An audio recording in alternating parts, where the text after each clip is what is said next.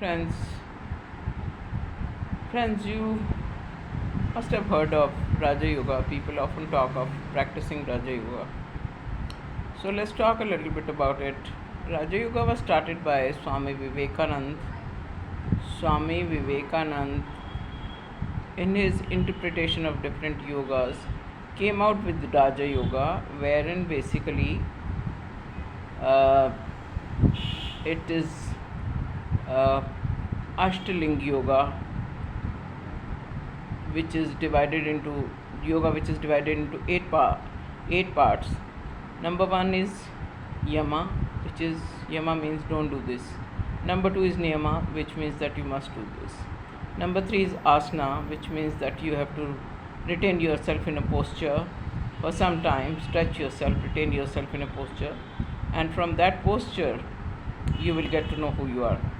Then there is Pranayam, which means that put your attention on the tip of the nose, breathe in measured terms, take breath in, take breath out, but then remain conscious while breathing.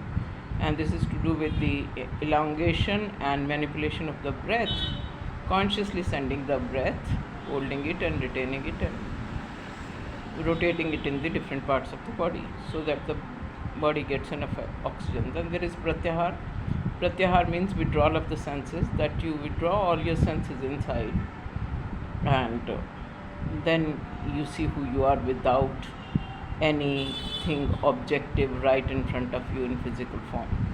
Pratyahar, which means you are closing all the doors of sensations, images, thoughts and feelings. Pranayam, Pratyahar. Then Dharna, Dhyan, Samadhi.